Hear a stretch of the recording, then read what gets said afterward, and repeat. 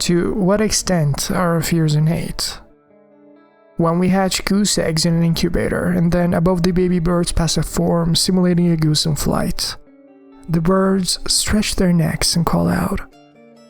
But if you invert the direction of the silhouette, it conjures the shape of a falcon. The response of the baby birds is immediate. They'll crouch in fear, though they've never before seen a falcon. Without any instruction, an innate fear helps them to survive.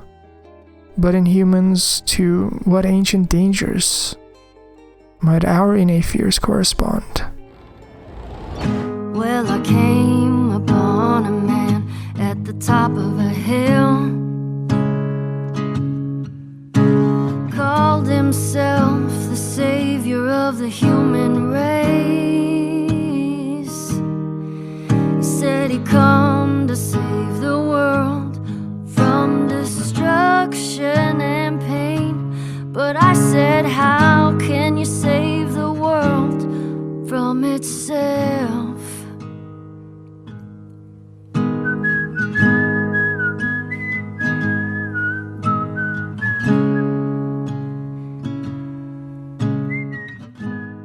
Look, I've been playing video games my entire life, experienced various interesting narratives created by various studios, but the emotions I've felt while playing The Last of Us Part 2 was something else.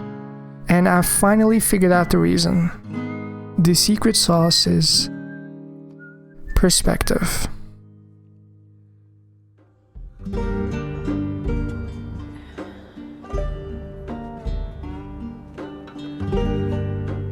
That's the cutest thing I've ever seen in my entire life.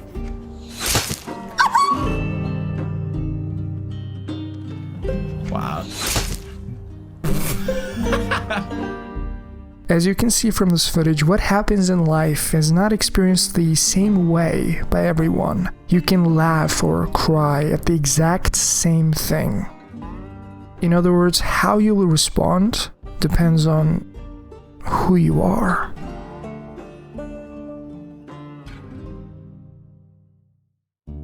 It is hard, I know, but just look at it. Some people can feel so cheated by what they're seeing right now that the motivation is gone. How can Joel die, they say. Are you telling me that I'm gonna play as his murderer for the second half of the game? Get out of here. But some people don't jump the gun immediately. Make no mistake, they are very sad, just like you. Seeing Joel Miller in this state, someone they loved and saw as a father figure in The Last of Us Part 1. They're angry at Abby. How dare she? A part of themselves still won't understand the why. There must be a reason and rhyme to this madness. Right? After finishing the game, I was mulling over it, unable to think about anything else for weeks. A sense of melancholy with a newfound clarity, a catharsis washed over me. A raw, emotional, and heartfelt exploration into the human condition. This is exactly what I wanted from The Last of Us Part 2.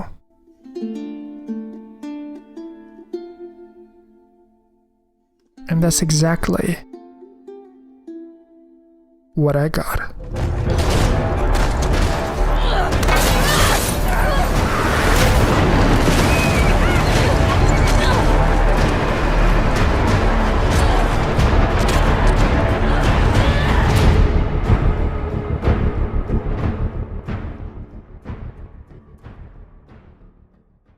There's an idea in chaos theory stating how everything is interconnected, without exception, which includes Joel's actions in Last of Us 1.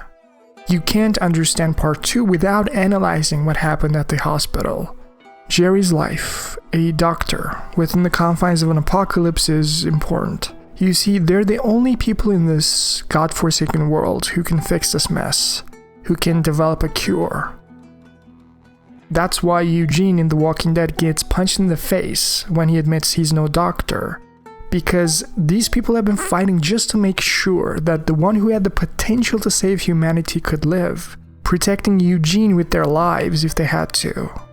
which means Jerry had to live if humanity was to stay in the offensive. Not saying sacrificing a life to save the world is justified, but now there is no hope, you see? Without Jerry, there is no way to even develop a better way for a vaccine. In Joel's eyes, this man was just another fool who tried to get between him and his baby girl. And this time, Joel refused to feel so powerless. He just can't let history, too, repeat itself. We need help. Stop! Please. It's my daughter. I think her leg is broken. Stop right there! Okay. We're not sick. Got a couple of civilians in the outer perimeter. Please advise. Daddy, what about Uncle Tommy? We're gonna get you to safety and go back for him, okay? Sir, there's a little girl. But... Yes, sir. Somebody, we've just been through hell. Okay, we just need... Oh, shit.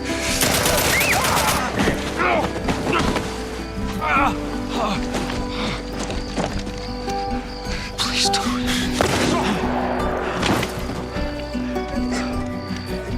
Oh, no. Sarah. Move your hands, baby. I know, baby, I know. Listen to me, I know this hurts. You're gonna be okay, baby. Stay with me. All right, I'm gonna pick you up. I know, baby, I know it hurts. Come on, baby, please. I know, baby, I know. Sarah. Baby. Don't do this to me, baby. Don't do this to me, baby. Come on. No.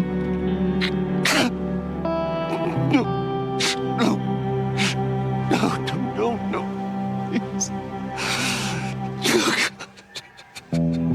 Please don't do this. Please.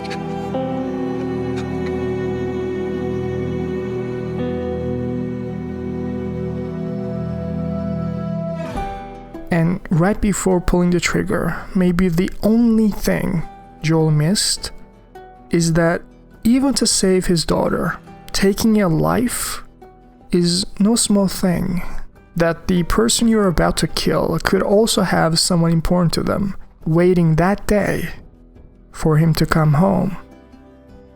Even if you don't want to admit it, disarming Jerry or shooting at his foot were all viable options that would injure him, allowing Joel to still save Ellie while the other doctors would care for him, making sure that the only person who can create a vaccine is still alive. But of course, with the adrenaline pumping, it's hard to make these sort of decisions on the fly, so I get it. But even after Joel had time to reflect on his actions, he would do it all over again, as he said to Ellie. Showing no remorse whatsoever means not realizing that there were other ways. We all want to live a life without regrets, but not like this.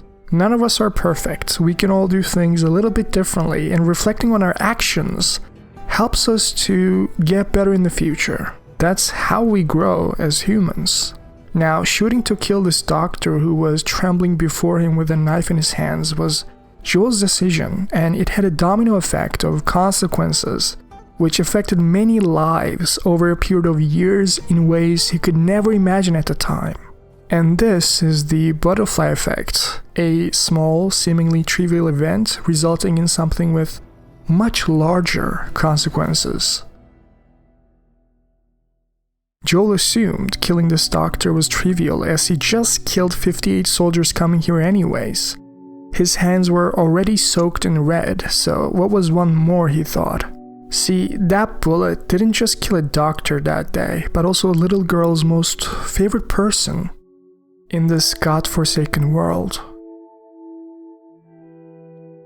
Joel was sitting down and cleaning his guitar. He saved her alright, sharing the burden with his brother Tommy.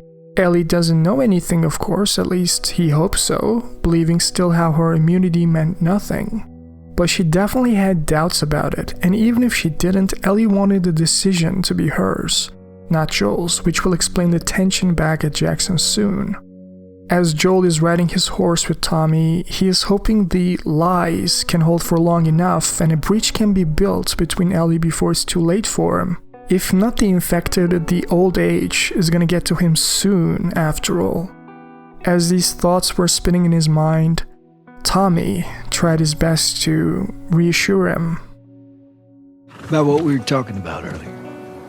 Can't say I'd have done different. I'll take it to the grave if I have to. At this scene, it's very hard to see the hesitation in Joel's face here, not knowing how to speak to someone you are so close, yet so distant, not knowing how she'll react, trying to break this ice that just doesn't melt. He's like a stranger trying to crack jokes, hoping for a smile, hoping for anything to build that bridge before it's too late. They told me a joke, and I thought about you. It's, oh shoot, I forgot it. Something about a clock. How do you... Joel, it's pretty late and I gotta get up in a few hours. Yeah. To this end, Joel kept a promise of his. Tomorrow night, first lesson. Maybe music and playing the guitar could be the way to go when the words didn't cut it. But Joel was adamant, and he wanted to try one more time, hoping for a smile. What is the downside to eating a clock?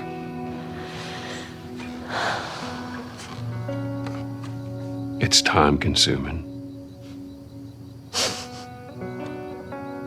That's so dumb. Yeah. Now, while they're walking, look at Jackson. It's so nice to see that people are safe here. I wonder if they know how precious this is. As Ellie and Jesse are getting their bigot sandwiches from Seth, it all feels so surreal to me. Seeing a normal life feels like a dream, knowing what's about to come. Playing with the kids on the snow before the reality sets in. They need to do their assignments together with Dina, a girl Ellie's into. They shared a kiss, and even though it's a bit awkward now, it will straighten up soon. Now, I know, getting rid of infected to keep the road safe may not be the most romantic thing in the world, but it's a periodic assignment to make sure a big horde like in Days Gone can't strain the walls of Jackson, so to speak. It is for everyone's safety. After all, Joel and Tommy are already doing their rounds, pulling their weight. It's only fair. Run your routes, mark your logbooks, clear any infected you see, and anything you cannot handle, you come back. Sounds easy enough, but this is life we're talking about. As we shall see, it is never that simple. Which is when the camera pans to Abby as she wakes up. Owen was quietly looking outside, asked her what she was dreaming about. But a nightmare might be more fitting given the circumstances. Years of preparation just for this moment. She's tantalizingly close, but before that, Owen needs Abby to see this. As they were walking, you can see how much she trusts him despite her fear of heights. Just a few more steps and there they are. A city. It really must be scary. They have electricity, guns, ammunition, you name it. And even if Joel lives there, what can a small group of people do against them? As much as Abby hoped for this moment her entire life, when everyone else sees this, they will want to turn back. It is basically a suicide mission. And things are even spicier now since Mel is pregnant, and Owen needs to be more careful as a father-to-be. His life is not just his own anymore. Because when you're young, you don't got a lot to lose. Recklessness is not something Owen can afford, which obviously doesn't bode well with Abby, who is still burning with a desire for vengeance. Now, admittedly with a bit of jealousy mixed in, she doesn't want to hear what Owen is saying. I want what you want, but not at any cost. We can convince him, right?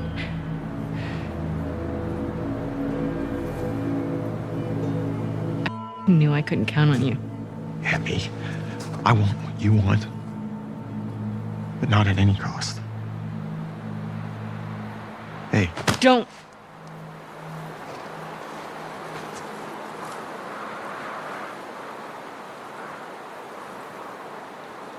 See you back at the lodge. Not being able to rely on him, Abby decides to do it all alone, risking her life in the process. Now, I want to show you how similar Ellie and Abby are. While she was with Dina, going through their patrol routes, they talk about Eugene and how Ellie wants to die from old age, just like him. And Dina says how she's so reckless for that, which is just perfect because Abby's literally doing one of the most reckless things possible, fighting against the entire world by herself. You see, Ellie is literally incapable of living a normal life and desires chaos, evident by how she left Dina and their baby all alone. As it stands, it's more likely for Ellie to die from hypothermia than old age, unlike Eugene.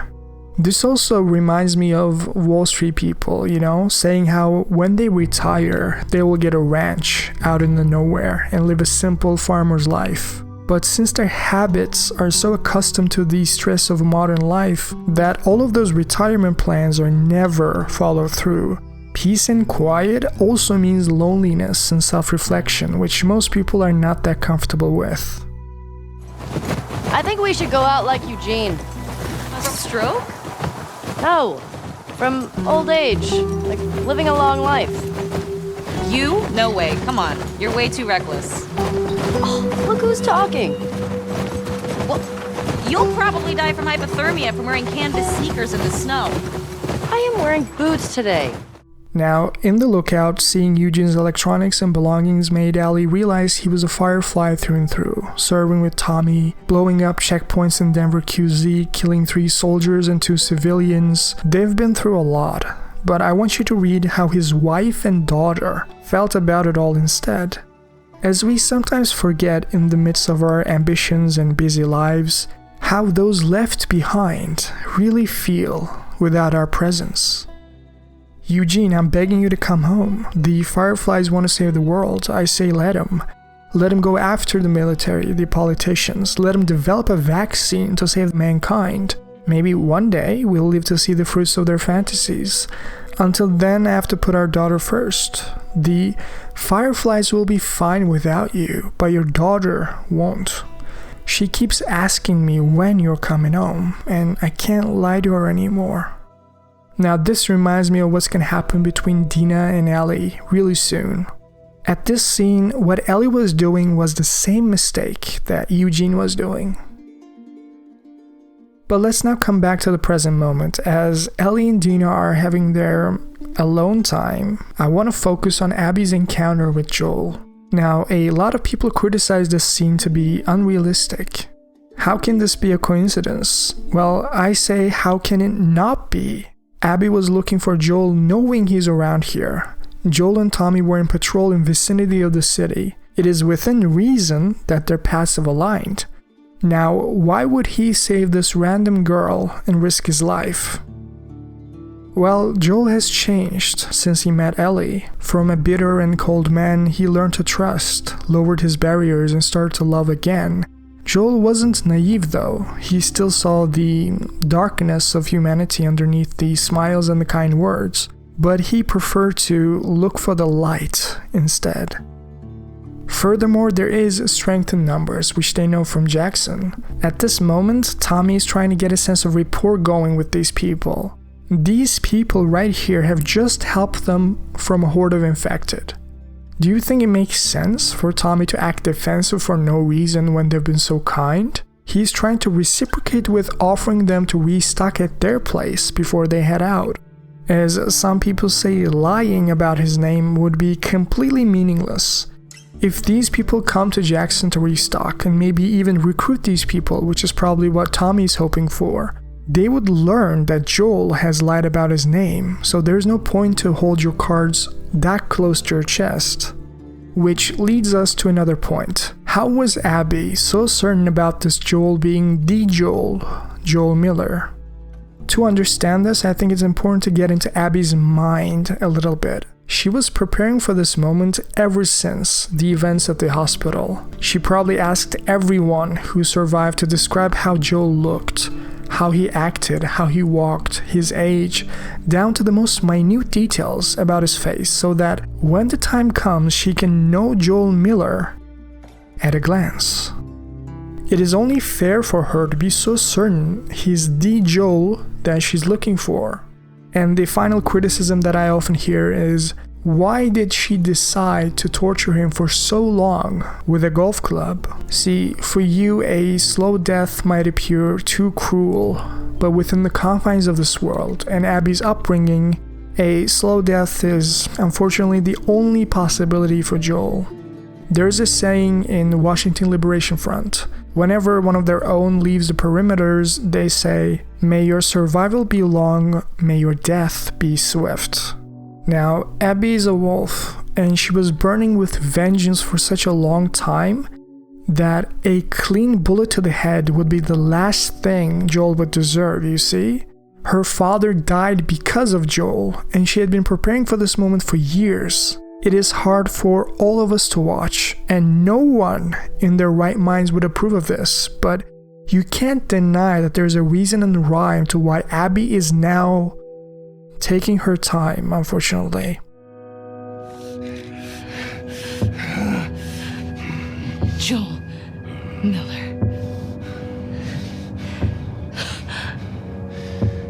Who are you? Guess.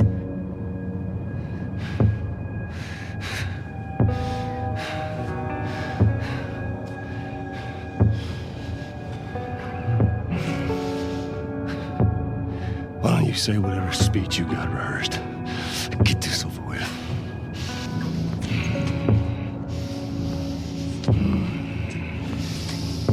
You stupid old man. You don't get to rush this.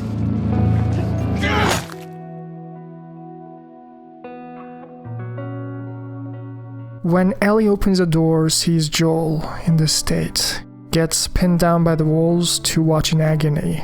And I want you to notice how Abby says, "You want what I want, right?" But the irony is that she already knows the answer. I want what you want, but not at any cost. And he meant it. Owen wants her to end it. Go ahead, exact your revenge, but stop prolonging this. They're on our trails, and we don't want to kill anyone else other than the one who was responsible for pulling the trigger that day. The indignified way that Joel died. This is another point of contention. This idea of hero's death is a cliche at this point. Life doesn't work that way. You can't plan out your end hoping that it is on a high note. Sometimes death just happens abruptly, out of nowhere, just like in real life. Neil Druckmann wants you to feel this indescribable hatred towards these people. We want him to die in this really unforgiving sort of way, like it needs to feel senseless for you to say, "F these people, I'm gonna pursue them to the ends of the earth and make them pay." After coming home in tears, Tommy is adamant Ellie should forget about pursuing them, that they can't spare the people, and they don't even know if those jackets with the wolf's patches are not stolen, but he knows that she won't buy any of this. Stopping Ellie, even if it is for her protection, is not possible, as if it was Ellie or Tommy, Joel would be halfway to Seattle already. Ellie is right, and while you're looking at his grave, I want you to see the sadness in her eyes, remembering what she said to Joel at the party. As a reminder for all of us, even in times of anger or frustration, be careful with your words, as there may not be takebacks for later. Get the hell out of here. Get your hands off me. Hey! Enough. Go on, you. Let's go for a walk. What about them? You worry about yourself. Let's get you some fresh air. You all right, kiddo? What is wrong with you? He had no right. And you do? I don't need your f***ing help, Joel.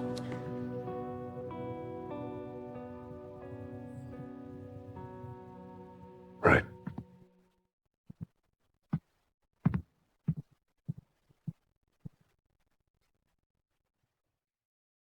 How stupid she must be feeling right now. How she would do anything to go back to that moment. For Joel to be here right now, looking out for her. At the party, she lashed out because Joel tried to intervene with her life and choices once again. But now she wishes how he would be here to watch those old movies he liked together, tell those dumb jokes again, play the guitar and sing for her. How precious it all was, how grossly irreplaceable. Looking at Sarah, seeing how loving, protective, and caring Joel had always been, how he cared for her just like his own daughter. It is so sad that all Joel wanted in life was to see his little baby girls happy and healthy. Unfortunately, at least for the past few years, Ellie wasn't happy, and Sarah wasn't here anymore. I just hope that Joel could smile in his final moments, to not feel like he failed them or anything, to know that he touched people's lives for the better. He was there when Ellie needed him. Sarah always loved him and gifted this beautiful watch for his birthday. As a great father and a loving man, he lived a full life, enriched all of our lives. Rest in peace, Joel. It's nice, but I think it's stuck. It's not... What? No. Oh, ha. Happy birthday, kiddo. What is this? This is a thing that took a mighty effort to find. In The Merchant of Venice, William Shakespeare said, "If you prick us, do we not bleed? If you tickle us, do we not laugh? If you poison us, do we not die? And if you wrong us, shall we not revenge?" Just like Ellie, Tommy could never let it go, you see. He went to Seattle alone in the name of justice, asking Maria to stop her from coming after him. Lock up the horses, take her guns if you have to, just buy him some time so that he can end this. But Maria loves Tommy, and to that end, she asked Ellie and Dina to get his stupid husband in one piece. On the way, look at how the military bombed the place, intentionally destroyed parts of the city that were lost to the infected, or the rebels, which usually worked on both. How do you deal with an apocalypse as a society? It must be hard to be responsible for a group of people, making these snap decisions to ensure their safety, keeping the morales high. There is this infection slowly creeping up on you. Must be hard to get a good night's sleep, even in Jackson. Despite their efforts, the Seattle quarantine zone would fall to the wolves. Fedra slowly lost key sites around the city, but fuck Fedra, am I right? And it goes to show, if wolves were able to push back against an army of trained Fedra soldiers, Ellie and Dina are definitely in for a ride. They better be on their toes. After all, there's a thin line between confidence and plain stupidity. In Mexico, there were these guys called the Ravens, protectors of the Constitution, they called themselves. Ex-Fedra types who thought Fedra had too many rules. Even within your own group, you can never get too complacent, since not everyone wants the same things. Something Isaac would better keep in mind regarding Abby and Owen. I want you to look at this wolf, taken out by some random infected it seems, but Ellie is not sure if this is justice, even if he is dead. This is what I meant prior. Vengeance works by trying to one-up your pain. The other person just dying is not good enough. You want him to suffer more pain than what you've gone through. Abby wanted that, and right now, so did Ellie. Guess they didn't make it out with their gas after all. That's good, right? Those f***ers who killed Joel got taken out by some random infected. Then they'd still be dead, Ellie. I'm not sure that's justice. While exploring, they get ambushed. Ellie's now tied up, but Dina gets away only to come back to shoot the guy from the roof. Using the glass, Ellie cuts herself loose and stabs the guy on the neck, leading to the next trial. Leah is at the TV station. On the way, it is worth noting, Dina asks why didn't they finish what they started. Why even let Ellie go? I can see how many people could see Abby's actions as reckless or dumb, but I don't think there are any of those. Abby knows that Ellie is not to blame in any of this. She's innocent. As a little girl, she was immune. Fireflies took her in, and she was about to get a lethal surgery without her consent. And even if Abby didn't know at the time, Ellie would consent to this operation anyways to save the world, as she's a selfless girl.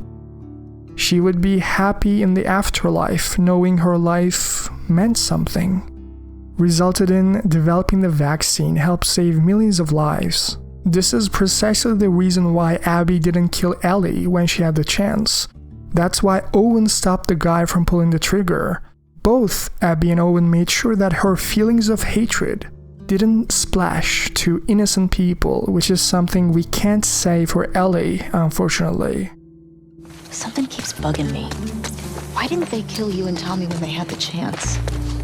I don't know. It seems reckless. Maybe they're dumb. What? Could be that you just weren't who they were looking for, so they let you go. Yeah, well, they did beat the shit out of us. The one guy, Jordan, kicked my face in. Yeah, but why do you think that they didn't finish It doesn't matter. They up. They did. After seeing the hanged body slit open in the TV station, we can see even more signs of the scars, with arrows piercing through Leah's body. They were too late, but at least looking at the pictures, they got names to those faces. 3 down and still quite a few to go. Discussing the scars and the wolves is important because Neil Druckmann, who was born and raised in Israeli, has made the war to represent the real-life Israeli and Palestinian conflict.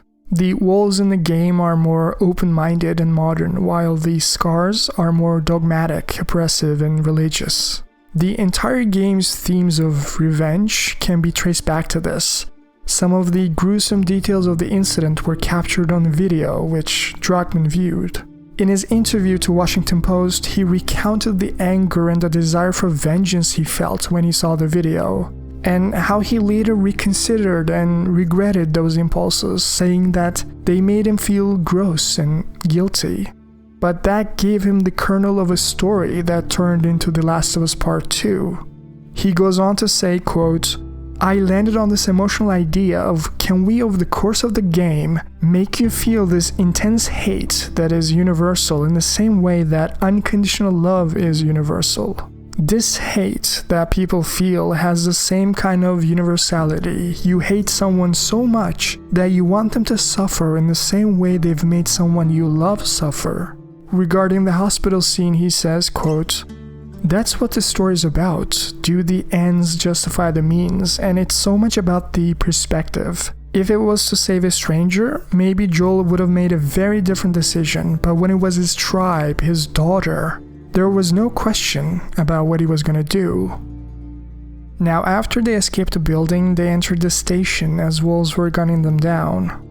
On the way, Ellie's mask gets broken, and it hits Dina that she's immune, not coughing. The chemical burn wasn't just for show. After outrunning the hordes of infected coming their way, they find themselves at a theater, which will be their base of operations for a while. And almost immediately as they entered, all the cards were laid out on the table. Dina was pregnant. No more lies, no more secrets. She was feeling like a burden now, but if you really think about it, there was no other way. Even if Dina was a mother-to-be, she just couldn't let Ellie risk her life to do this alone, not after what happened to Joel. This astronaut flashback is really important. Right now, Ellie finds herself in a bind. Not only lost Joel, but even Dina is hiding stuff from her. In these sort of moments, we all just want to close our eyes and sometimes forget about our problems for a while. Even for a few minutes, our messy lives, relationships, disappointments, regrets, all gone. Think about how our human problems appear so small in the vastness of outer space. The allure of the stars and the unknown, the excitement of it. In the midst of our worries, we forget that even the simplest of things can actually be sublime. To have consciousness, to have these emotions and thoughts. We take it for granted, but Joel's birthday gift to Ellie is a place we can all retreat into when the regrets of the past and the anxieties of the future strains you. As Ellie looked for Tommy at Hillcrest, apparently the lone man in question was none other than Jesse. It must be really hard seeing how warm and interested Dina was around him, taking his shoes off, taking care of him, and asking questions. Ellie must be feeling lonelier than ever before.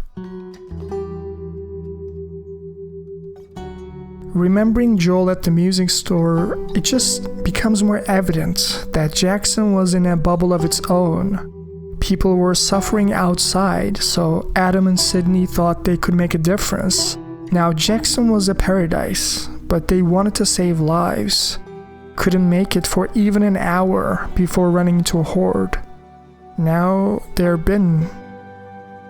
If only they were immune, right? Maybe if everyone was immune, they wouldn't feel the need to go out in the first place. None of this would have happened. This is a weight Joel doesn't want to carry, convincing himself that the cure would never be developed even if Jerry didn't die. How all of us were doomed and we had to find something to fight for instead. And this is the moment Ellie needed a bit more honesty. Jackson is a wonderful place, but we got tired of hearing the stories of people suffering everywhere else. We wanted to save lives. We had good intentions. We didn't make it an hour before running into a horde. Now we're bitten. We've decided we're gonna end our lives instead of turning. Please tell our family and friends that we're sorry. Love, Adam and Sydney.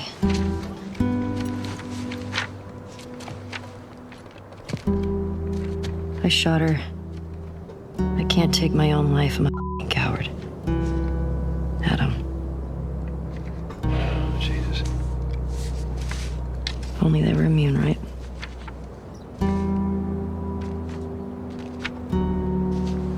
Well, let's go get Tommy and we can get these bodies back to Jackson. Yeah. After you took me out of the Firefly Hospital, you said there were dozens of people like me.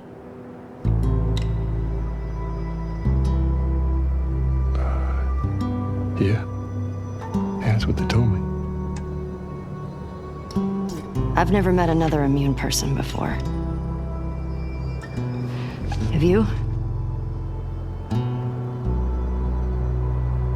I could be hiding it. You do.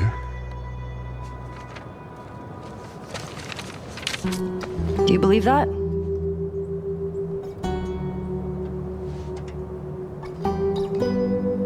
Is now really the time for this? We traveled across the entire country to bring me to the Fireflies. I had so many questions for them. Why did you pull me out of there while I was still unconscious? Because I let them run their tests. And when I saw that they were useless, I got us out of there. How do you know they were useless? Maybe if you just would have given them more time, they could have figured something out. There was no cure. There's nothing that could help these people or anybody else.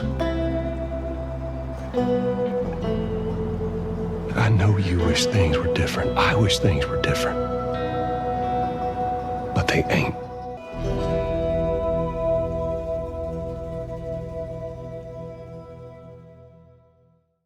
On the way to the hospital, hoping Nora spills Abby's whereabouts, Ellie encounters the Seraphites for the first time. a highly religious group equipped with bow and arrows, often whistling to coordinate in silence, creating confusion and tension in their prey. As you can see, a wolf is slit open by a scar, and now he's said to be free from his sins in the afterlife, as the absolution of the dead can now ensue, a theological term for the forgiveness imparted to the dead, believing how the sins of their lives are now cleansed with this one act. At the hospital, we understand that both Abby and Owen appear to have gone AWOL for some reason. Ellie has killed a lot of people, and whenever she does so, the way the AI behaves is like a miniature cycle of violence. Your friend screams your name, Carl, and when there's no answer, they start looking around, only to find you dead on the floor. Now they need to find Ellie to exact their revenge. A mini summary of the entire game in this little interaction. But since Ellie has been going through the cycle over and over and over again, she developed a tolerance for violence. Severed her conscience. She's immune yet again. She doesn't care anymore. And the sheer brutality of Nora's scene is a great case study for it. This is where most people start thinking, completely shocked, at what the innocent Ellie, full of life and optimism in the first game, has turned into. A monster. Irrecognizable, really. You can keep blaming Abby, saying how she started all this, sure, but Ellie is consciously continuing it right now, reinforcing the cycle of violence in the name of justice over and over and over again, believing how she is the victim here, perfectly justified in her actions, which apparently now includes torture.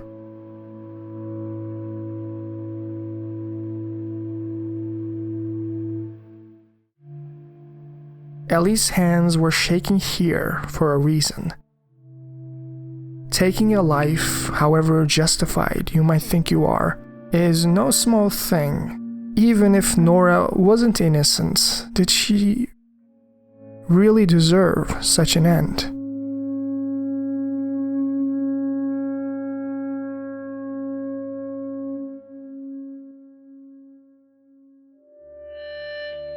In an effort to move past it, to relax, Ellie is getting cleaned up, but mentally she's scarred.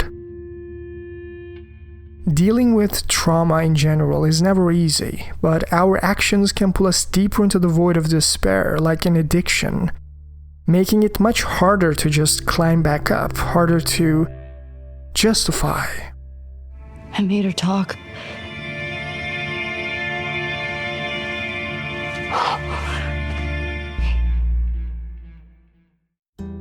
It is tragic that Ellie's immunity means absolutely nothing now. Joel's actions were destructive in The Last of Us Part 1 not because he saved Ellie that day, but because he extinguished all possibilities of a vaccine being developed ever.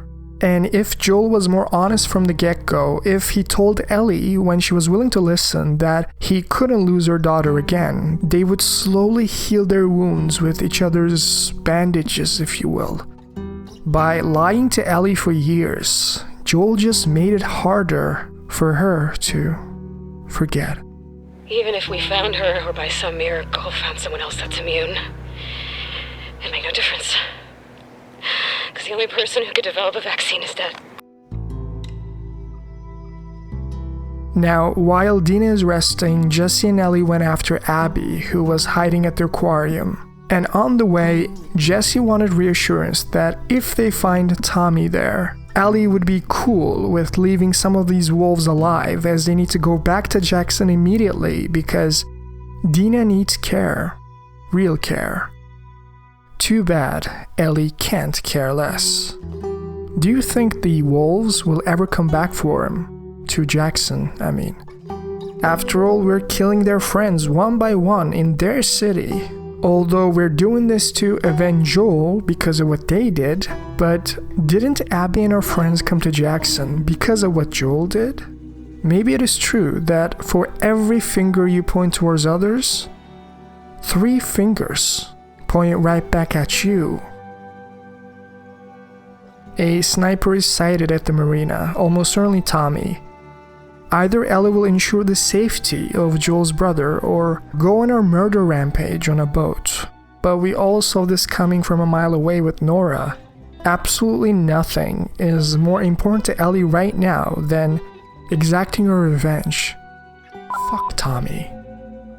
While Owen and Mel were arguing at the aquarium, Abby tried to help Lev, risking her life. It is very easy to see how Mel was being petty, even jealous of the attention she was getting, but Owen couldn't just abandon her. It all ended when Ellie pointed the gun at them. She wasn't playing around. They needed to point at the exact same location on the map, and just like with Nora, Ellie wasn't in a patient mood. In the ensuing chaos, destroying literally everything on her way, maybe the only thing she missed is that how Dina wasn't the only one pregnant.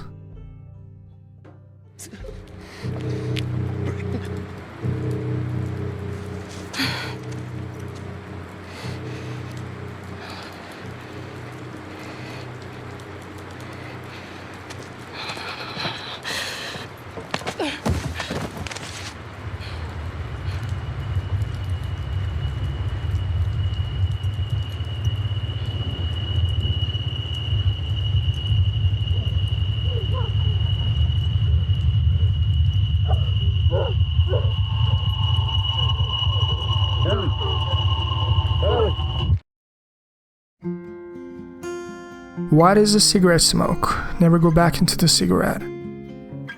Why do the molecules spread away from each other? Why does a spilled drop of ink never reform? Because the universe moves towards a state of dissipation.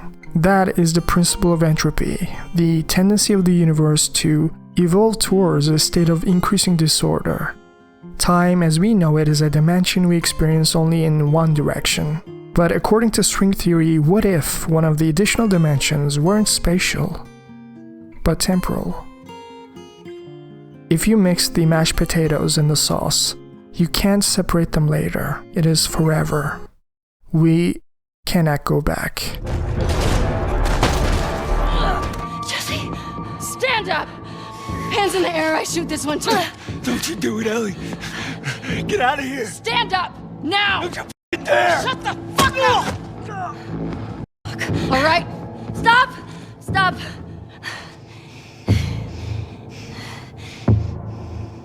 Toss your weapon. Toss your weapon! No. I know why you killed Joel. He did what he did to save me. There is no cure because of me. I am the one that you want. Just let him go.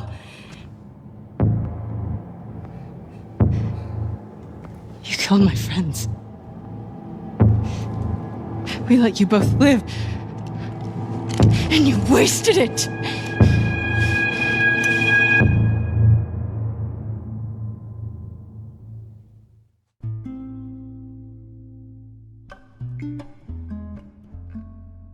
Empathy makes good people better because kind people don't like suffering, and empathy makes the suffering salient. If you made a sadist more emphatic, it would just lead to a happier sadist. Paul Bloom. Now let's talk about why people love or hate Last of Us Part 2. After Neil Druckmann's shift, which forced people to play as Joel's murderer for 10 hours, we've all been conscious of the dark side of empathy. As we naturally feel empathy towards people we're close to, our family and friends. But that doesn't mean it is always rational. When Joel saved Ellie that day, he empathized with her more deeply than others. So much so that the problem wasn't that Joel didn't have empathy, but that he had too much of it. By leveraging our desire to protect, empathy could provoke us into violence just as much as hatred. Think of empathy as a spotlight. It zooms you in on people. Now you're more likely to help them. You can feel their emotions. You can see the world from their eyes. You can relate to them. But just like a spotlight, we can point it in the wrong places. We can lose the rest of the objects as we hyper-focus. It is subject to bias and myopia, insensitive to numbers. It is irrational. See, empathy, or in other words, seeing the world from someone else's eyes, needs to be balanced with compassion and rationality, which is precisely why a lot of people consciously enjoy seeing Abby suffer while fighting against Ellie. By empathizing with her in all the wrong ways, they know which buttons to push to get under her skin. They know Abby's weaknesses, flaws, and shortcomings. They know how to make her suffer. Instead of realizing how Abby had gone through the same trauma as Ellie, to acknowledge how similar they are, these people close their eyes to the truth and cling to a story instead. The story of how they loved Joel, how he was like a family to them and now he's gone. Believing how their own conviction is infallible. But see, Abby also loved Jerry. And unlike you, he wasn't like family, he was literally family, and now he's gone. The story of how I'm right and they're wrong is an illusion. What would you do if there was no right or wrong? That your very perspective prevented you from being honest and fair? That's the question Neil Druckmann wants you to answer, to become conscious of your own biases and inherent selfishness as a human being. If the truth was an inconvenience at best and an anguish at worst, would you still want it? Jerry cutting the zebra loose is a symbol of how he's feeling for it, relating to it. Not with empathy, literally feeling its pain, but with rational compassion. He cares for animals and strangers outside of his immediate circle of friends and family. Jerry does his best to not hyper-focus with the spotlight, to think about everyone's benefit. And when Owen said how this little girl just came in with an old bite mark with no sign of infection, it was a glimmer of hope for mankind. But unfortunately, the infection was intertwined with the brain, requiring a lethal surgery to reverse engineer a vaccine. Now, to better understand Jerry's position, let me give you an example. Imagine a new vaccine trial is being held, something that will prevent a genetic disease. But only a few days into the trial, a 9-year-old girl gets really sick and dies. They would pull the plug on that trial immediately because what happened to that little girl is unforgivable. We can all empathize with it, see how her family is so sad and depressed, losing their daughter. But what is maybe not seen is that if the vaccine trial continued and developments have been made on both the efficacy and protection, we could save not only thousands of little girls alive right now who would never have to go through this genetic disease, but also 100,000 more in the future who aren't even born yet. See, the problem is you can't empathize with something that didn't happen yet. You don't personally know those thousands of little girls suffering from it, unlike this one. You haven't seen the 100,000s not born yet. But you can definitely see her parents right now in agony over losing their baby girls over a trial. The tendency is to value what is immediate and personal and ignore the delayed and impersonal. This is exactly what Jerry is arguing against. You don't realize the significance of saving millions of lives because it hadn't happened yet. You can't feel as strongly about it as a statistical number. But make no mistake, within those millions, there are 100,000s of little girls just like Ellie. Little girls who would die due to the cordyceps infection, and millions more who would never have been born due to humanity's extinction. In a sense, admitting to the lesser evil to strip the world of the greater one. It is very unfortunate that the right question is asked the wrong person a second time. The reason why Ellie felt so betrayed wasn't because she was lied to, but because Joel dismissed her agency and free will, got her out of the hospital while she was still unconscious, made the decision for her. I can kinda see it in Jerry's face. He is hesitating. While both of their fathers struggled with the question, Abby and Ellie were prepared to sacrifice their lives for everyone's sake. Look, everything that we've been fighting for, all the sacrifices, all of the horrific, all of that is justified with this one act. If this was your daughter, what would you do?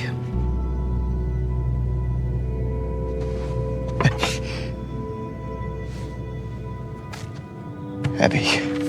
I'll buy you some dinner. Thank you, sweetheart.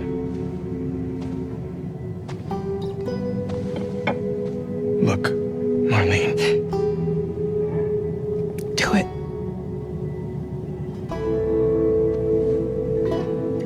Thank you. I'm gonna go tell Joel. Why? He traveled across the country with her. He has a right to know. Good luck with your surgery.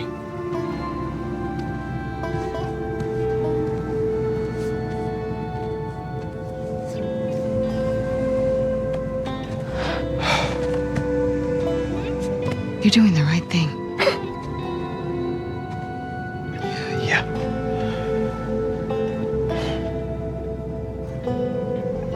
If it was me, I'd want you to do the surgery.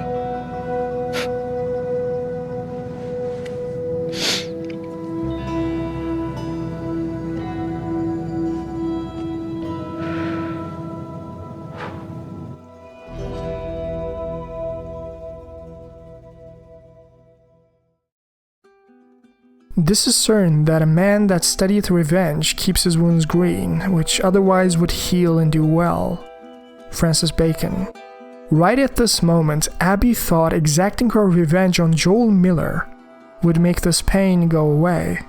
Years of struggle after going through with it? Is she satisfied? To me, it looks like Abby's disgusted with herself. That's the face of disappointment, self-loathing, and emptiness. Was getting your revenge even worth it?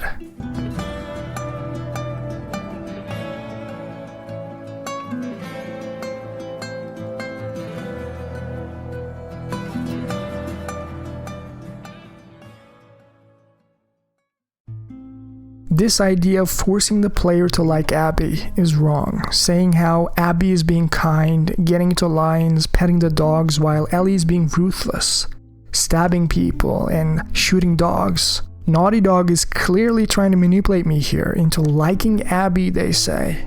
But to that I say, this is who Abby is, you see? She is not this monster, bashing heads with a golf club for a living. Do not be fooled by this scene. This is the 0.1% of the shadow persona, her suppressed trauma being surfaced. Would you like to be defined by your lowest lows? Not only this is not the baseline, but she's not at all powerful here, holding the club in hand. This is maybe Abby's weakest moment in her life. But even at the depths of despair, she's not defined by a single moment. None of us are.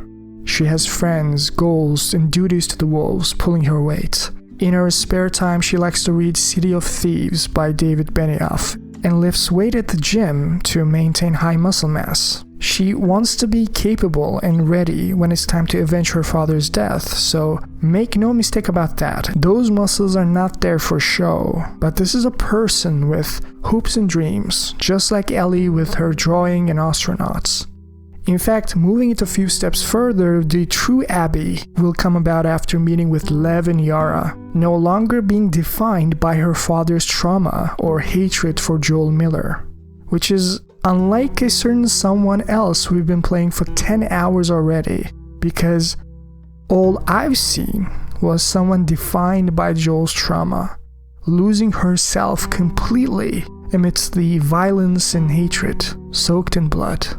See, Neil Druckmann is skillfully humanizing both of these characters, cutting them down to size. Abby is no demon, and Ellie is no angel. They are in a spectrum, just as we are. While many points out how medics like Mel can't get us grunts doing the dirty work that needs to be done, Abby still refuses to speak with her. After all, she's pregnant with Owen's baby, and they had a disagreement about leaving loose ends. Sure, Mel killed many scars, but not like what happened to Joel, you see? Even Abby can't deny the brutality of that moment instills a form of trauma that can't be easily overcome. As I said before, taking a life is no small thing, which is perfectly evidenced by how Mel is asking if Abby is sleeping okay. It is actually not that great. She's not sleeping well. You would think that her wounds would be healed by now, but guess not. To add insult to injury, ever since that day, Owen has been picking up these open assignments, distancing himself from both Abby and Mel. After being ambushed by the scars, they reminisce of the days when the truce was in effect, up until the Scar kids have attacked a wolf squad, resulting in bullets doing the talking, breaking the truce as a result. Notice how Abby says how those deaths are on them, not realizing that they're a bunch of kids who are just doing what they're told. Abby had no compassion for them, and Mel was right. Gunning them down wasn't the way, which fell on deaf ears. At least for the time, because little did Abby know she was gonna meet with these two Scar kids. In fact, not only she won't believe that their deaths are on them, but will actively go out of her way to keep them safe. Eating all of her words here today. Getting nostalgic about the truce? Easier days, huh? Too easy. We let our guard down, and they strung up an entire squad. That was in retaliation to us shooting those kids. Okay, but those kids attacked our guys. What would you do? I don't know, not riddle them with bullets? I'd rather save our people. Manny, they're kids. It's not their fault. Not our fault either. Those deaths are on them. Okay. After learning there were some Scar sightings out by the marina, Owen and Danny head over there, only for Danny to come back with a bullet in his stomach. But one thing Isaac didn't mention to Nora was that Owen shot Danny to protect the Scar. And to make matters worse, Abby can't go after him, because in a few days, the storm is coming. All the Scars are going down. Both Abby and Manny need to prepare their rosters and lead the first wave. But if this story is true, then there's only one place Owen could go. A crazy guy in front of her jumping from a deadly height for fun, and Abby jumping after him to make sure Owen has drowned. The usual stuff. Can you imagine this place filled with people, kids laughing, running around? It is like a fantasy novel. Or a horror one. Dad, I'm taking Max away from here. He can't spend his life locked inside this building. All he will do is take on your weaknesses. When the soldiers killed Mom, you stood there like a coward. What kind of example is that? You should have gotten angry. You should have made them hurt worse than they hurt her. I want Max to see what it looks like when people are willing to stand up for what they want, when they're willing to make something of their lives. The world is harsh. It's up to us to change it. Only when weak may I carry my true strength. Maybe we will come back one day. If we do, I hope you're not still sitting in your stupid chair. But my question is, what exactly could their fathers do while the soldiers were killing Mom? How is that a weakness? It sounds to me like if your father did anything, not only he would die as well, but also you and Max too. Look, don't get me wrong, standing up for what you believe in is important, but you also need to be smart about it. If something happened to your father, who's gonna raise you both? Getting angry or making them hurt worse than they hurt her is exactly what Ellie has been doing these past 10 hours. And I don't think it's working. Quite the opposite, in fact. Innocent people like Jesse had died in the name of justice. Owen died. Mel died. See, you have to understand that anger or hatred or revenge is not a sign of strength, but weakness. And just looking at the scene, it's sad to see how these two being recruited by the Scars and their dad just dying alone in this chair. And there's a letter here that specifies how exactly the Scars goes on to recruit these easily impressionable kids to their cause. And in this mural, we see the same family leading right into their youngest, Max's room. Just look at all the stuff that he painted at the walls. As a Scar, maybe Owen had met with him already, and I sure hope not, because he has real talent.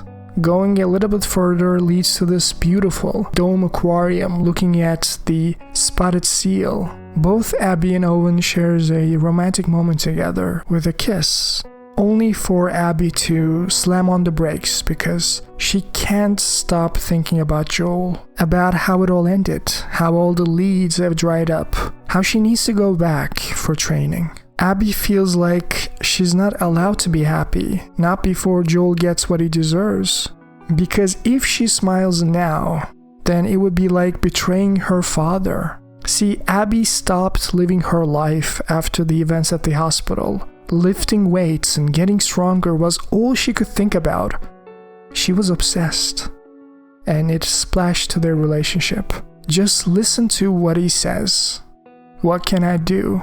The way Owen says it is just so sad. He legitimately doesn't know what to do anymore. He feels powerless. Owen is doing everything he can to make Abby feel loved again. He arranged this beautiful date in the aquarium with seals and fish swimming around just to shake up this somber mood, for her to open up, relax, and talk, and maybe even heal this wound that was left after Jerry's death. But he can't help Abby unless she allows herself to smile. Come on, Ab. I'm sorry. Don't be sorry. Talk to me.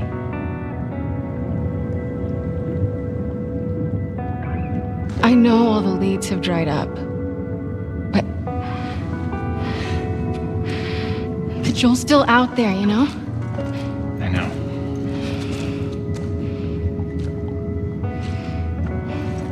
What can I do? Let's go back. We can still make training.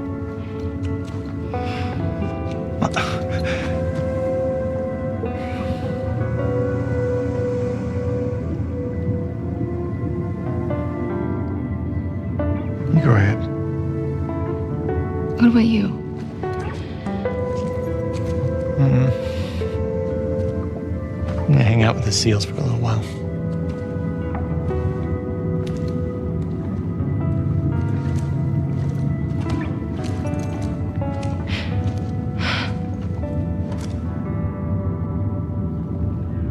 I'm sorry. I told you already. Don't be sorry. On the way to the aquarium, Abby's ambushed by the Scars, getting bashed in the head by the Prophet, leading to Owen opening the door to the aquarium 4 months earlier. Just look at what he did. After all those years, he's still trying to make Abby smile, even as friends. That needs to count for something, right? But of course Mel was here first. Sorry, Abs. I just want to point out how history repeats itself. Years ago, at the same place, Owen just wanted her to move on. But the same obsession was spinning in her mind. Still. Why are you in such a good mood? Am I?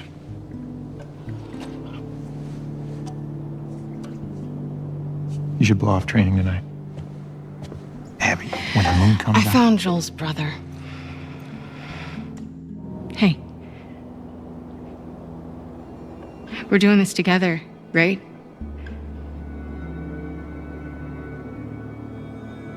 Of course.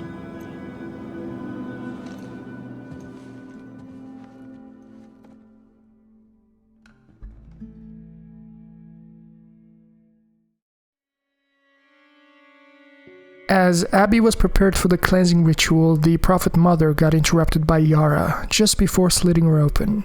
Although one of their own, she was on the run as an apostate, persistent in not giving up Lev's location. And right before the other wing is clipped, fortunately an arrow takes out one and distracts the other. Abby strangles the mother and Yara ends her off. Wasn't clean, but at least they all live, so Lev cuts her down. They start running, fighting for their lives, only to find an unlocked van to spend the night. This is usually the end for most people, and Abby is no exception.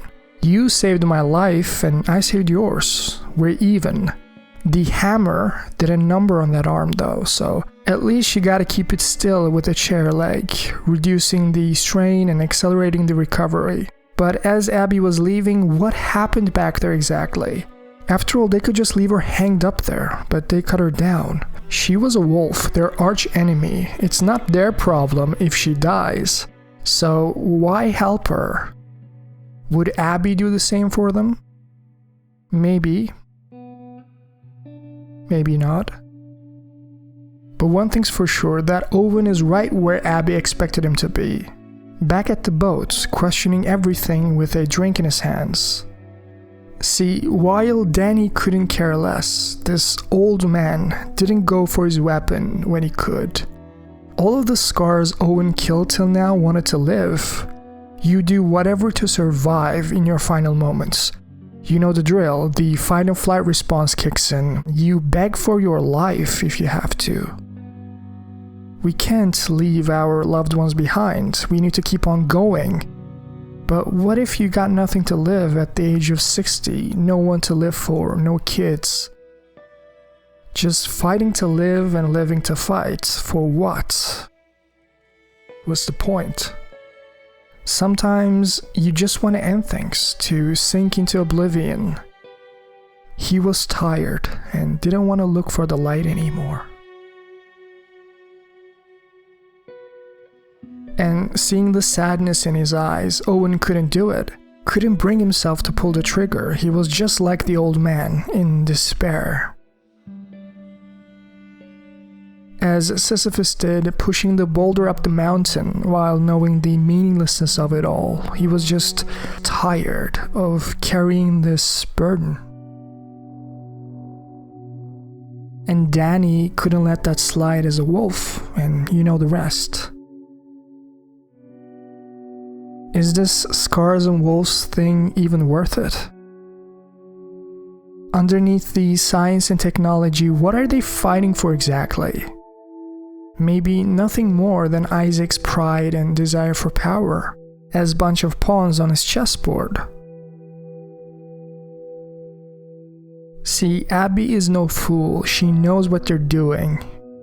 She just helped 2 Scar kids back at the van. They weren't bad people, but going to Santa Barbara just for a rumor, giving up on the wolves, giving up on his baby, Mel, all his friends, his life, it was insane.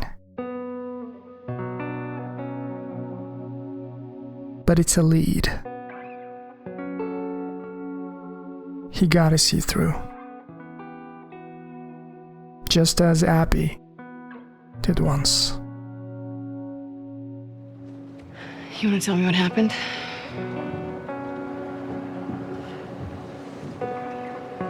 We were cleaning out a small camp. It's just a couple scars, and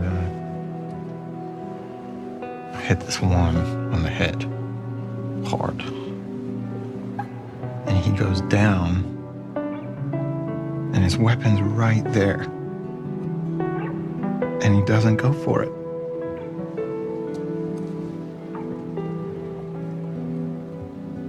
Instead, he turns to me. And he's old and tired. He was just ready.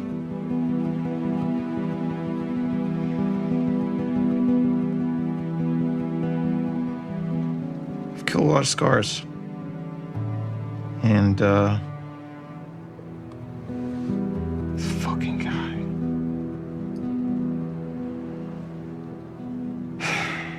I couldn't do it.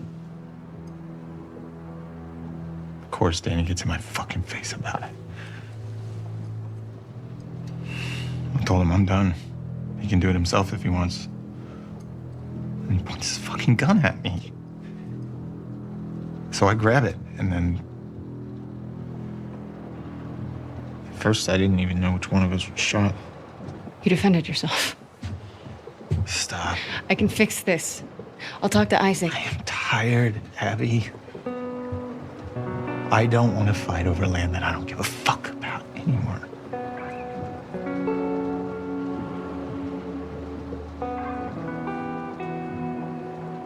I'm going to Santa Barbara. To chase a rumor? I've heard it more than once. The Fireflies aren't regrouping. They're gone. It's a lead. I gotta see it through. It's a lead. I gotta see it through.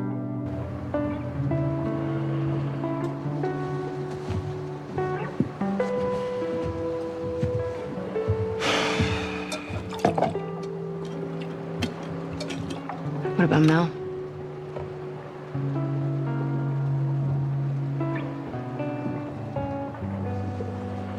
She'll be safe here.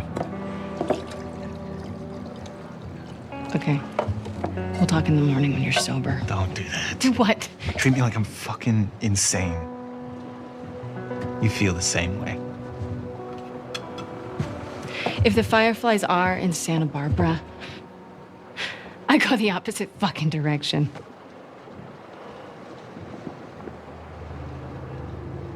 What? Nothing. Sorry I grew up. You should try it. Oh yeah? How do I do that, Abby? Should I go find the people that killed my family? Cut into them? I could torture them until they're crying.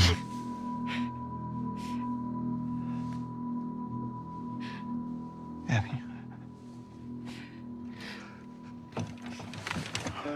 What happens when we fall in love? As a result of certain stimuli, the hypothalamus releases a powerful discharge of endorphins. But why exactly that woman, or that man? Is there a release of odorless pheromones that correspond to a complementary genetic signal, or is it physical features we recognize? A mother's eyes, a smell that stimulates a happy memory. Is love part of the plan? A vast war plan between two modes of reproduction. Bacteria and viruses are asexual organisms. With each cell division, each multiplication, they mutate and perfect themselves much more quickly than we do. Against us, we respond with the most fearsome weapon. Two individuals, by mixing their genes, shuffle the cards, and create an individual who resists viruses better the more dissimilar he or she is. But after an intimate night, there was something wrong. Despite exacting her revenge, Abby's still having these nightmares each night for whatever reason. Her wounds are still there, waking her up abruptly. Those two kids, just as Owen couldn't pull the trigger, Abby couldn't just ignore them. Making the return trip at night, she carries Yara on her arms back to the aquarium with Lev. Fortunately, Mel just arrived, as she also knew about the secret hideout at the aquarium. Although bringing a scar for treatment wasn't standard procedure, Mel already felt bad since a bunch of kids were slaughtered by the wolves prior, ending the truce. It was good Abby showed some humanity for once and decided to help them. Upon closer inspection, the bone is completely shattered. It needs to come off. A saw, sutures, clamps, and antibiotics. They need to get the supplies at the Wolf Hospital before it turns gangrenous. But why? Why go through the trouble? Why risk your life? Just as Owen said, even at the risk of infection, just get a knife, cut, fire, and cauterize it. Why would you risk your life for a bunch of scars you just met? In this world, all it takes is one slip-up, one little mistake, and you're dead. You don't owe these to anything. They saved your life, and so did you. But maybe something Owen didn't know is that this was beyond getting even for Abby. No one risks their lives for someone they just met. No one goes the extra mile like this. This was about redemption. It had everything to do with the nightmares. Ever since that day, Abby can't sleep, you see. Instead of getting better, her nightmares had intensified, coming and going abruptly middle of the night. Her intentions ever since Jerry's death were destructive in quality, single-handedly focused on exacting revenge to the point where her relationship with Owen slowly fizzled out. Absorbed in hatred, all she could think about was training and getting stronger. She had no time for him, and as we've seen in her face, it was a fool's errand. Even after getting her revenge, Abby was neither satisfied nor healed. The nightmares were only getting worse each night until she met these two, just like Ellie met Joel that day. All kids exude an inherent innocence to them that we envy as adults. They're not yet stained by filth, shining brighter than all of us. But they're also naive and easily fooled. They need their parents for guidance. The biggest difference between Abby and Joel is that the task of delivering the cargo was forced upon him. He had no choice but to get Ellie to the Fireflies. But Abby stopped everything, intentionally, risked her life consciously to just help Lev and Yara. She had chosen to open her heart and care for those outside of her friends at the base. Just like her father, she showed compassion to those she called enemies even, and did so without expecting anything in return. Ever since meeting with Lev and Yara, they all ended. The nightmares, she was able to see her father smile for the first time, just as how Ellie saved Joel, Lev healed all of Abby's wounds. But that doesn't mean he doesn't have his own as a little kid. Lev is just trying to express himself the way he feels, shaving his head, rejecting the name Lily to embrace Lev in a society where even the smallest defiance of authority is seen as heresy. You can tell he's a brave kid. Rules in a group can create order and stability, but too much of it can get rigid, oppressive, and fragile. Seraphites wanted Lily to marry the elderly, while Lev wanted to become a soldier instead. No wonder he wanted to run. While the Prophet saved dozens of people in ways no one can explain, Abby cuts her down to size. She can explain it, blowing up trucks and killing soldiers.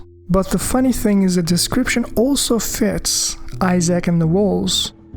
It is never that simple, you see. Just like Abby, we all have a tendency to favor our people as rational and sensible.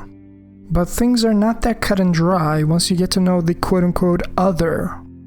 That's why those were your people turned into you're my people. Those were your fucking people. You're my people. And we help each other as friends. Just like how Lev helps Abby on her fear of heights as a Scar who spent countless hours running up on the roofs to get around wolves. The good parts to fear: you run faster, more focused, don't feel pain as much. Bad feelings, palms sweating, heart racing. Maybe they're all signs you're getting stronger now, getting ready for what's coming. Maybe it's an opportunity. Only when weak may I carry my true strength indeed. Lev is certainly wiser than he looks. Fear is an internal response to your mind more so than the events outside. As the Stoic philosopher Seneca said, we suffer more often in imagination than reality.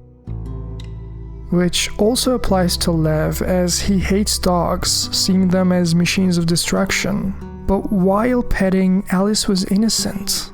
She was a good girl, he thought.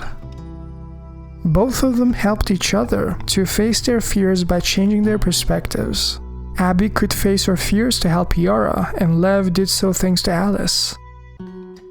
See, context is very important. If Ellie and Abby met under completely different circumstances, they could even be good friends.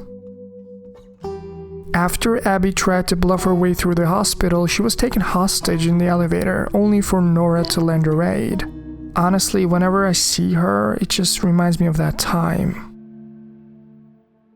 Since all the medical supplies were locked and loaded, the ground zero was the only way, the trauma center. Imagine how all of the infected mashed together, festering for decades, safe from the outside world. The researchers were supposedly running some tests and logging the data, hundreds of people in a single room. No one is coming for them. Every single adult and child that is brought here with a bite is gonna lose their minds. Fighting and clawing their way to get out of there, only to find something truly horrifying. The stewing crystallization of infected flesh, molding and fusing to give birth to the Rat King. Right after getting the needed supplies, Abby starts running for her life, despite it having the strength of the bloaters, the agility of the stalkers, and the skills of the shamblers. These hundreds of people morphed into one didn't know they were gonna die with such indignity.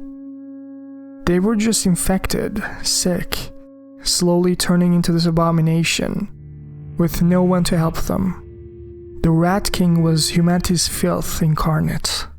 Just like how this soldier didn't help them, his supervisor not wanting to take the risk with Joel and Sarah, not showing compassion for them. This was a reflection of humanity's selfishness under the banner of national safety. Leaving these people at the depths of oblivion rather than looking for the light, trying to help them, at an hospital no less, was a sign of what was to come. And it didn't look good. No wonder Joel had such a nihilistic worldview, hating people after losing everything. The Rat King represented our darkness, and it couldn't be saved anymore. The ones left behind, like Abby and Owen, could still look for the light. At least they were alive, healthy, they could still do the right thing, holding on to their humanity despite the pain, protecting it even. With their lives if they had to. They're just kids. I know.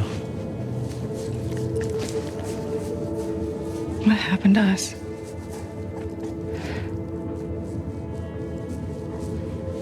Maybe we stopped looking for the light. Maybe. Thankfully, the surgery was a success, but as far as Mel was concerned, this wasn't an act of compassion on Abby's side. She wasn't like her father, you see. She was selfish. Think about it. All these years, it was all about her pain, her revenge, her hatred, her sadness, her happiness. Abby never really cared about her friends, let alone strangers. As Mel said to her, this is not about you. Make me a list. I'll go to the hospital, I'll get It'll whatever take you you need. all day to get there. I don't mind. It's not about you, Abby. She doesn't have a couple of days. The sudden change of heart, acting to care for the scars when she said how the kids' death were on them regarding the truce before, wasn't internally consistent. It was a ruse, an act to fool Owen, especially now that the baby was on the way. Acting like a loving mother to these two kids, going to Santa Barbara together with Owen. Mel was jealous, sure, but she wasn't stupid. I hope you can see there are reasons why she suspected Abby's integrity here. After all, no one really knows what she's going through internally. In these sort of moments, sometimes you just need to accept that you can't convince everyone of your intentions. Forgiveness is neither earned nor deserved. You can't force it. It is one of those things that just happens. Owen? Just me.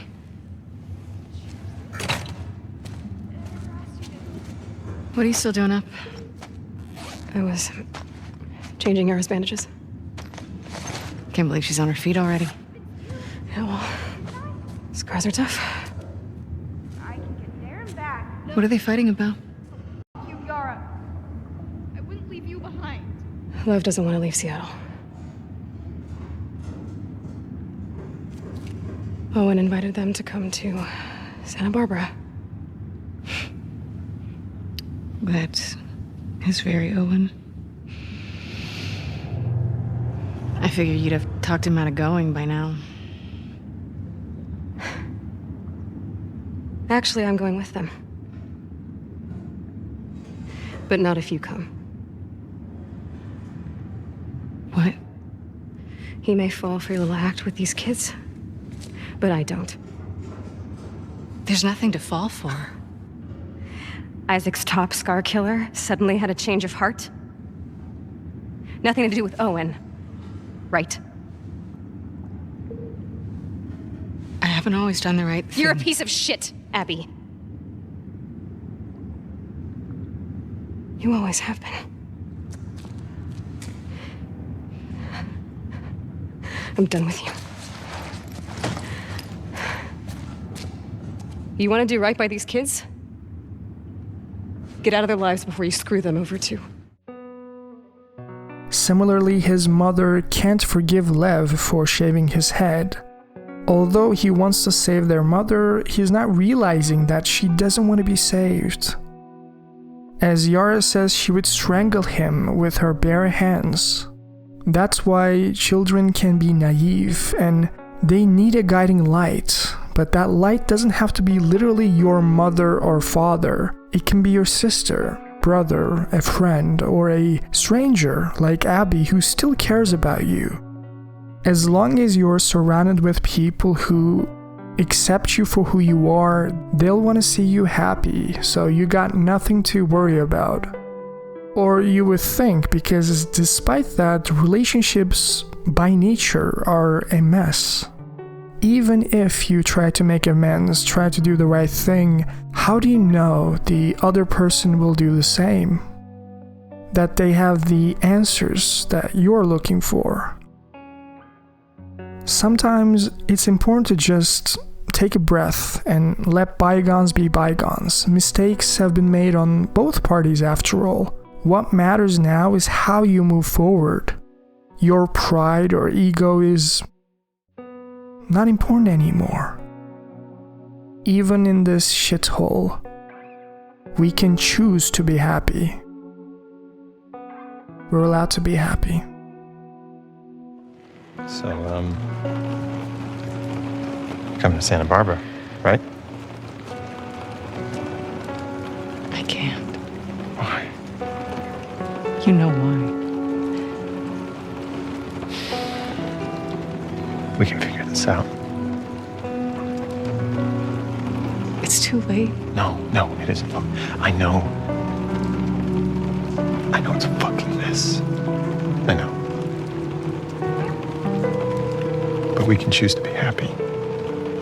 Happy. We're allowed to be happy.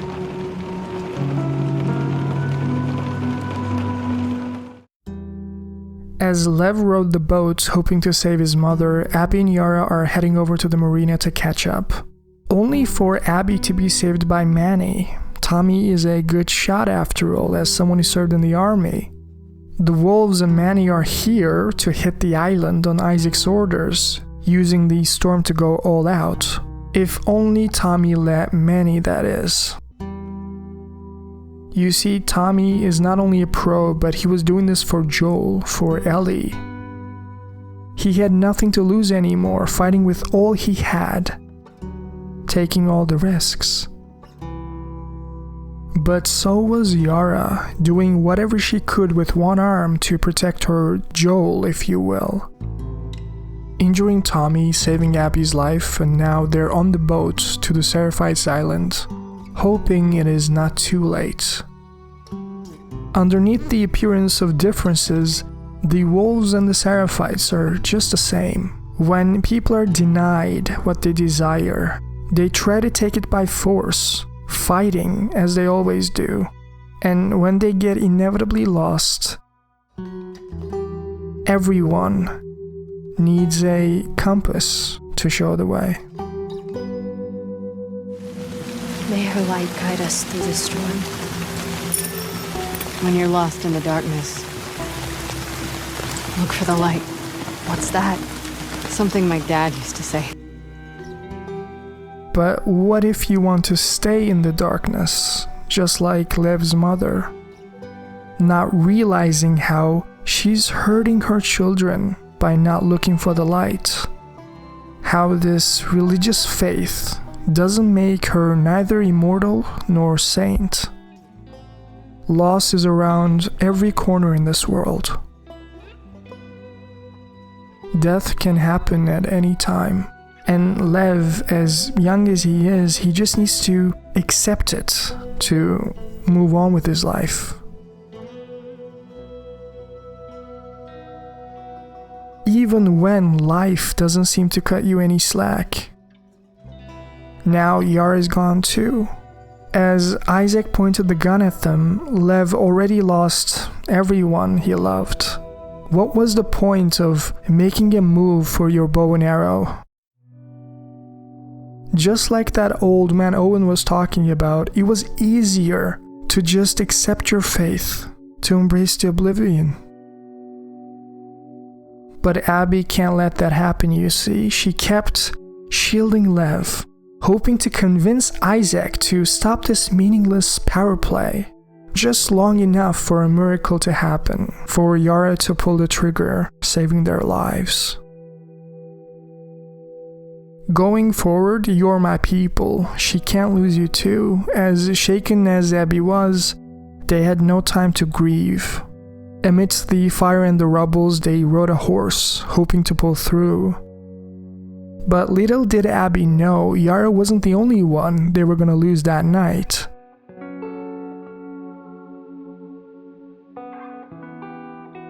Mel, Owen, their baby, Alice.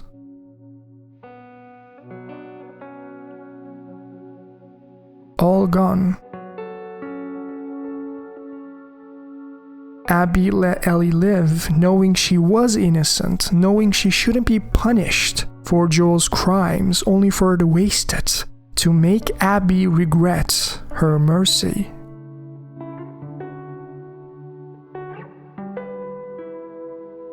And despite that, Owen would have wanted her to be happy, you know? At least she still has Lev. They were allowed to be happy. But as Lev pointed at the theater on the map, soaked in Owen's blood, Abby just had to do this.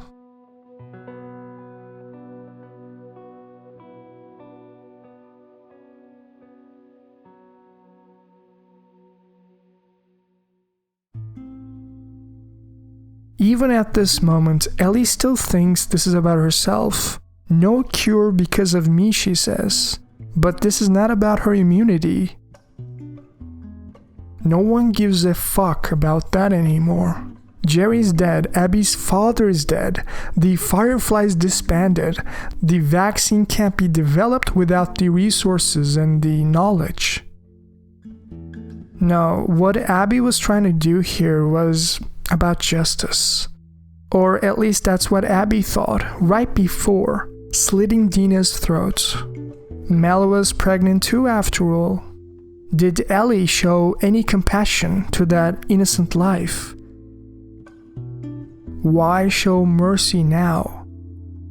You see, Ellie killed everyone, all of her friends but the one responsible for Joel's death. Even her revenge was tainted in cruelty. Justified in her sadness, Abby was this close to doing it, only for Lev to be the voice of reason, to remind her that if you do this, you'll be no different, and the cycle of violence would just continue.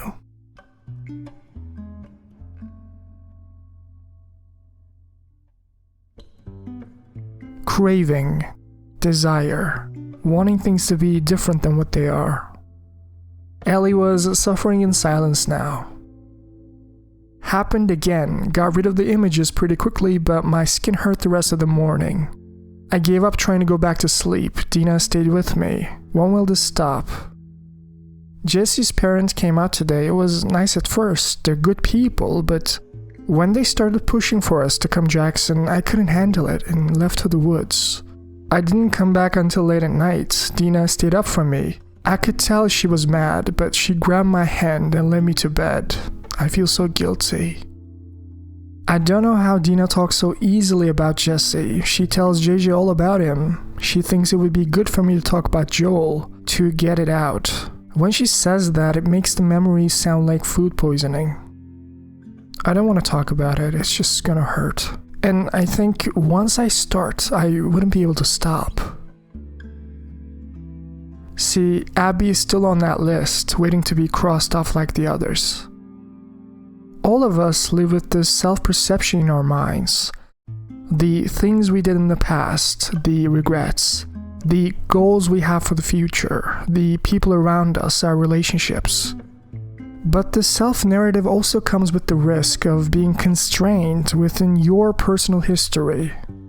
If the results satisfy, it is well and good, but if they do not satisfy, what then? Will you weep, battered by grief, or howl, seething with rage?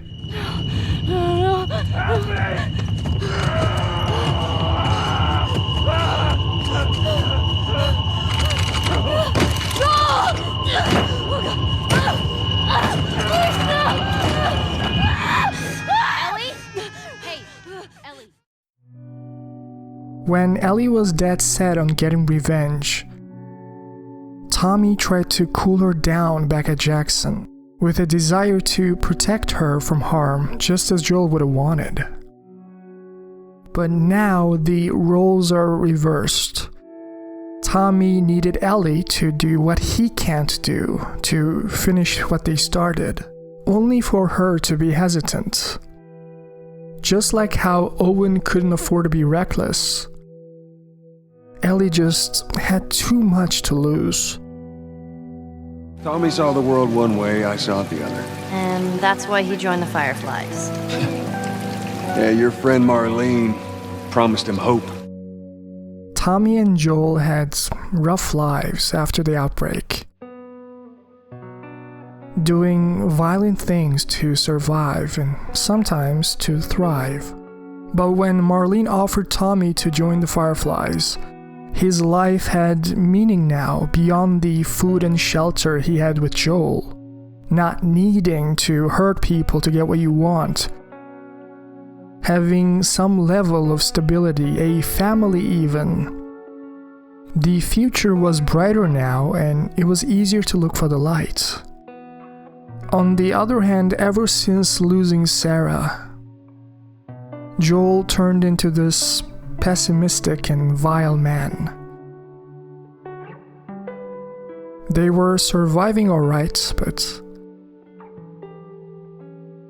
at what cost? You want some gear? Sure. But I ain't taking that girl off your hands. This is how you gonna repay me, huh? Repay you? For all those goddamn years I took care of us. Took care? That's what you call it? I got nothing but nightmares from those years. You survived because of me. It wasn't worth it. While Tommy saw the world one way, representing hope, Joel the other, despair. Existentialism and nihilism, the two sides of a coin. Trauma and loss changes people nonetheless.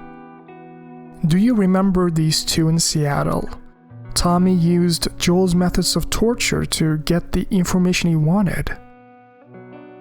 I want you to look at where that path inevitably leads to. Self-destruction. Tommy is now dangerously close to walking the same path. After all, it's not easy to deal with emotions like hatred, obsession, and vengeance, especially leading a group of people like Jackson. You can't show weakness in front of everyone. Especially after this latest injury, Tommy started to change. He was no longer the honorable, caring family man he once was. Couldn't protect his brother, almost got Ellie killed, Jesse died, Maria was giving him the silent treatment.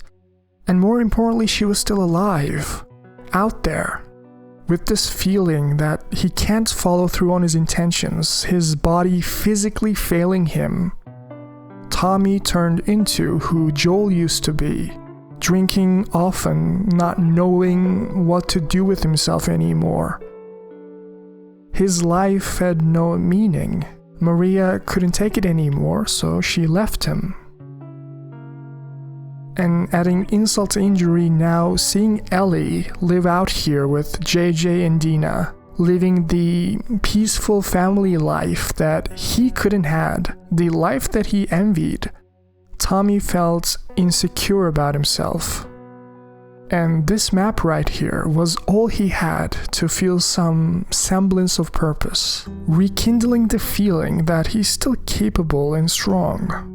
Abby was still alive right here in Santa Barbara, and he needed Ellie to do this before the trail went cold.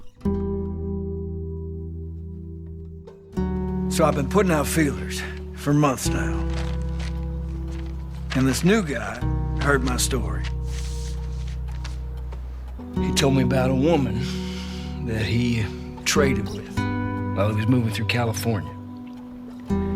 Described her as built like an ox, traveling with a kid with scars across his face. He said they're living along this coast in a beach sailboat right here. That's gotta be her.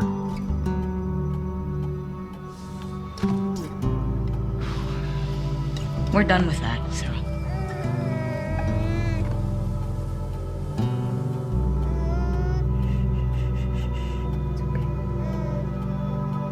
I'm sorry.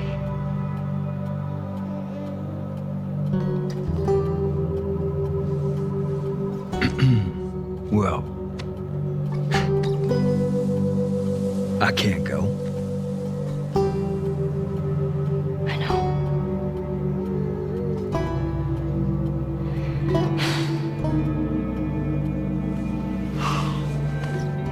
All right.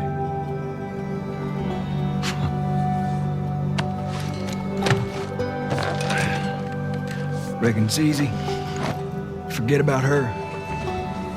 You sitting all comfy way out here? Hey. I'll make her pay. Tommy. That's what you said when we got back to Jackson. Tommy.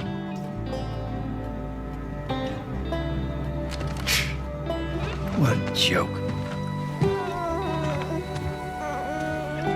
Can you take him, please? Yeah. Here. I got you. Hey, what the fuck was that? God damn it, Tommy, you know what we've been through. I'll save her. She made me a promise. I don't fucking care. That's your goddamn promise.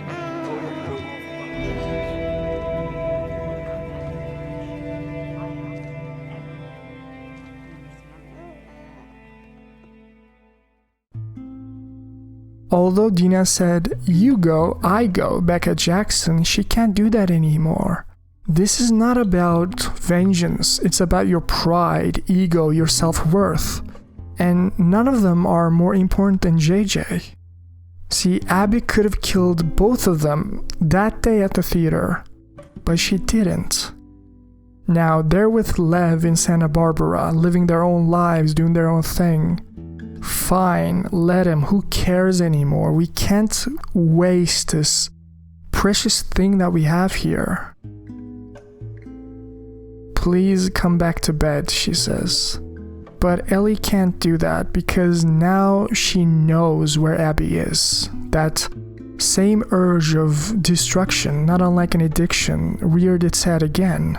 She can't eat, she can't sleep, not because of Abby still breathing, but because of the mental pain that she consciously chooses to inflict on herself. It's an obsession now.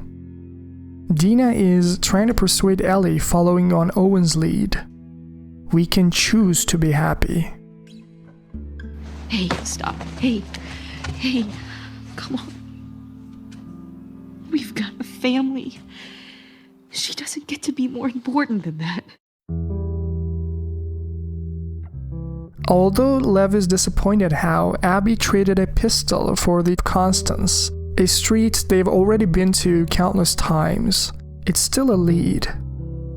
She gotta see through. It is what Owen would have wanted. If the Fireflies have regrouped, it might be the safest place to be in right now. As both of them have developed that trust over time, faced their fears together, lost people along the way, but now relying on each other, just like Joel and Ellie.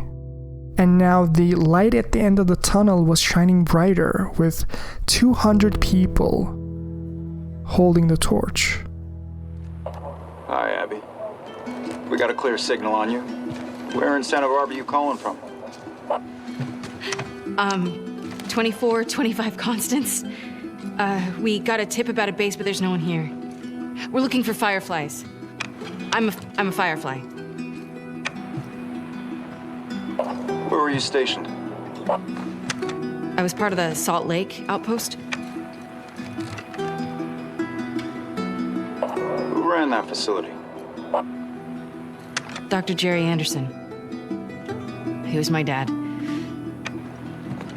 Well, how about that?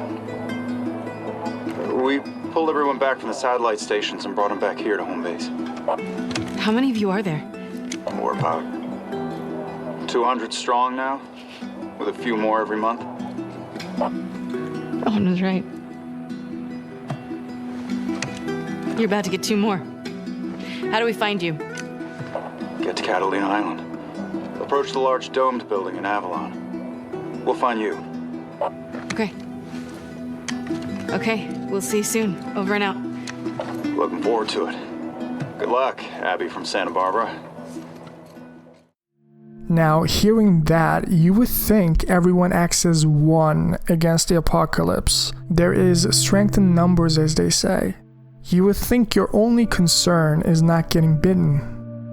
But have you considered that maybe the infected aren't the real enemy here?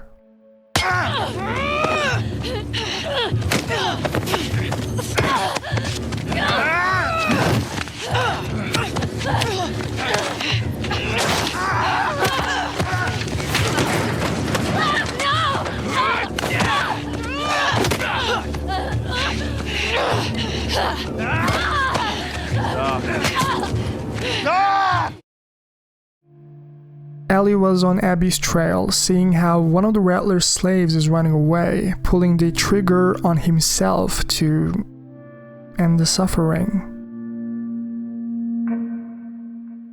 A heavily armed group who have set up a base in an oceanside resort in Santa Barbara. The Rattlers, they call themselves, and they do not take kindly to defiance, you see. Just like this man here, Abby tried to similarly escape, unknowingly sealing their fates to the pillars down at the beach. And seeing Ellie go down there in pain, the sheer brutality of it, the cruelty. The Rat King strikes again, always in eternal recurrence.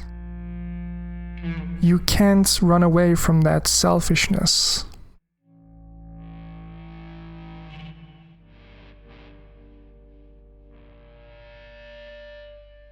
Just look at her.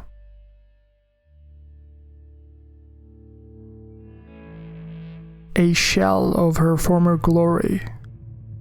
Isn't it ironic that the person we wanted to kill this entire time, coming all the way out here to end it, I guess there was no point to it. Look at Abby. Give it a few hours and she would die in agony anyways. Just as Ellie always wanted, right? Well, maybe I was wrong. I stand corrected. Maybe this wasn't a quest for vengeance, but redemption. Ellie saving Abby's life.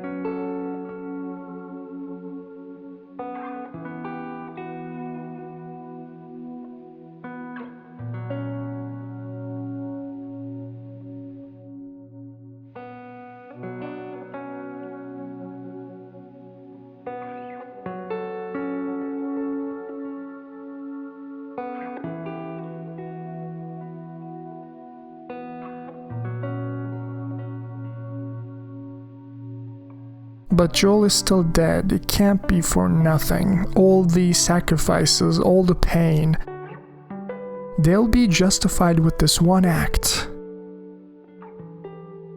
Abby needs to pay. But does she? Let's assume that's true, that you gotta finish what you started. Now, who will take care of Lev? Ellie? He would never trust her, suspecting what happened to Abby. Is she gonna leave him to die out here? That's not fair. Lev is innocent. In fact, Lev was just like who Ellie used to be. No one but Abby on his side. No family. No nothing. She is all he has.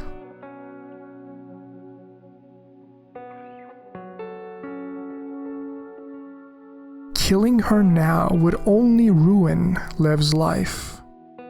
Not her, you know. What? Maria told me about Sarah. Ellie? You are treading on some mighty thin ice here. I'm sorry about your daughter, Joel. But I have lost people too. You have no idea what loss is. Everyone I have cared for has either died or left me. Everyone fucking except for you. So don't tell me that I would be safer with someone else, because the truth is I would just be more scared.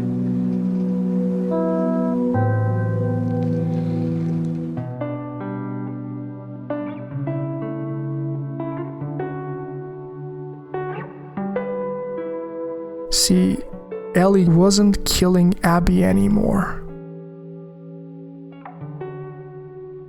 But Joel.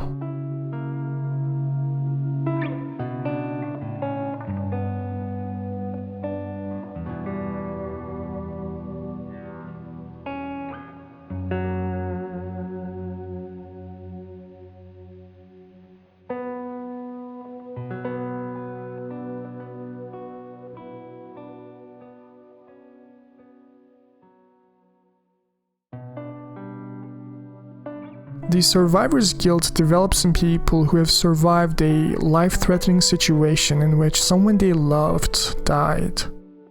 Sarah died, but I didn't. Maybe she died because of my incompetence. Maybe I wasn't good enough to protect her. And next time, I can't let anything bad happen to them. Become overprotective if I have to. Burn the world if she gets to live. I'll never feel so weak and powerless. Never again. If she gets to live, I would do it all over again. If somehow the Lord gave me a second chance at that moment, I would do it all over again.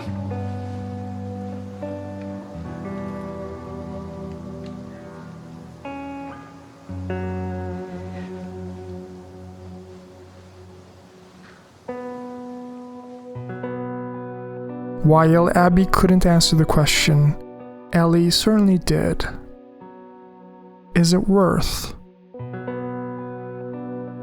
taking revenge?